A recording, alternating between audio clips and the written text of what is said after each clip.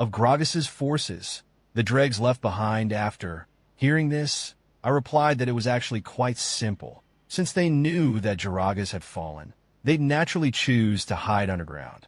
A mine like this is the perfect place to lie low. Turning to the soldiers behind me, I ordered, "We're not just here to eradicate Fish Island, the blight on our territory. We're here to sweep away these villains who force people into slavery. We will rescue everyone imprisoned in this mine. We fight for Calibia." After dealing with the guards in the small building at the mine entrance, we had to split up. This mine had too many branching paths. Moreover, the enemy were just ordinary people with weapons. Splitting up would allow us to round them up faster. Meanwhile, in a room down one of the branching paths, one of Galgaz's henchmen, knife in hand, shouted furiously, "Because of your friend, half my face is burned. I'll kill you first. Then you and your friend can join me in hell." But as he lunged, a sound from the doorway stopped him. "You call that a burn?" Suddenly, a massive fireball erupted, engulfing the henchman in an instant. He was incinerated, reduced to dust in the air. "How dare you bully my future? You little punk. Tired of living?"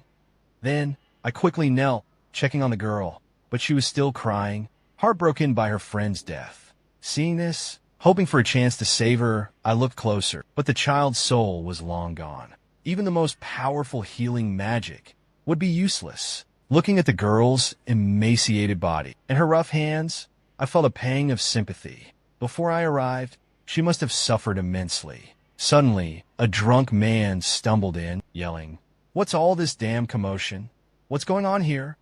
This man was none other than Gragas's right-hand man, Twisted Fate. At that moment, he noticed me. Well, if it isn't our fat lord, shouldn't you be stuffing your face? Back at your mansion, hearing this, I jumped to my feet. "Say that again," I warned him, "if you dare. Whose territory is this? Answer wrong and I'll kill you right here, right now." I charged a magic missile, ready to fire, but Chiduk wasn't even scared. He just laughed, mocking my pathetic attempt, trying to use his signature move against a magical genius like him. "Let me show you, you fat pig, my newly mastered ultimate skill." Chiduk unleashed a thunderbolt. It hit me, a direct hit, but it didn't even scratch me. Chiduk was stunned. What kind of mage uses a move like that? But then you cast a basic haste spell, zipping around Chiduk, creating multiple afterimages like clones. What Childiak just hit was nothing but one of my afterimages. Childiak, on the other hand, had come up with a counter-strategy. He figured at high speed, I'd have trouble changing direction. So, he decided to destroy everything around him. He barely finished his boast when his jaw got rearranged. A magic missile gave him a taste of his own medicine, but it wasn't enough to finish him off. So, I started an endless bombardment. "You're incredibly stupid. Not only are you drunk, but you're using such a time-consuming and mana-intensive spell. I don't even have to look for an opening.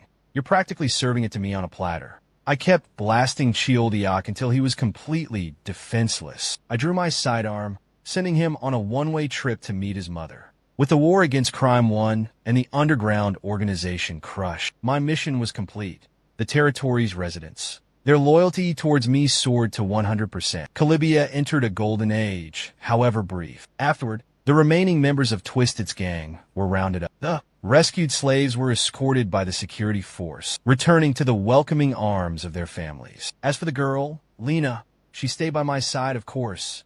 Really? Can I really live in the Lord's territory? Absolutely. If I sent you back to that orphanage in Marletta, the matron would just sell you off again. Besides, I've been looking for young talent who will forge the future with me. If you join my territory, I will personally train you into a magnificent swordsman.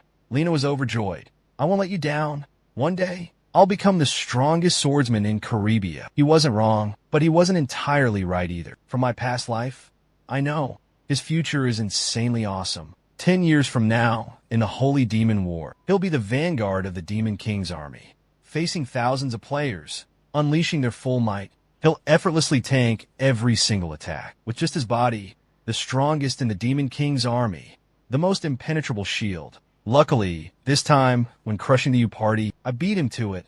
This will stop the Demon King from taking Rana. While healing Lena, he told me his story. A year ago, Rana would secretly watch the mercenaries at the orphanage train. He admired their swordsmanship, but he always got caught.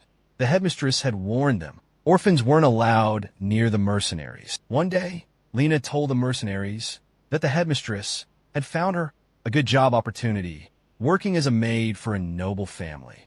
The mercenary Captain Munn sighed and said he had planned to recruit Lena.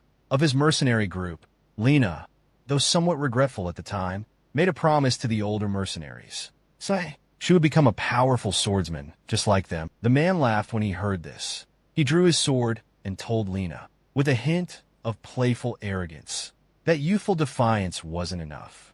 It takes skill, talent, hard work, and unwavering will. His words sparked a true dream within Lena. For the first time, she had a real ambition. But that dream was soon shattered by the orphanage director. Promised a position as a maid in a noble household, Lena was instead sold into slavery. Just as despair began to consume her, another light appeared. It was Monty, who died protecting Lena. He not only helped Lena in every aspect of life, but also told her many hidden secrets. For instance, the orphans of Majorca were sold into slavery, and these sales were supported by the Lord himself. Even the headmaster, who seemed so caring towards Lena, was in on it.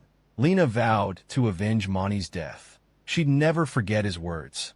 Our lives are both like dirty gutters. Worthless. But I envy you. You're just an orphan, yet you have such a cool dream. That's why I want to protect you. So Lena, promise me this. Never give up on your dreams. And that's where the story ended.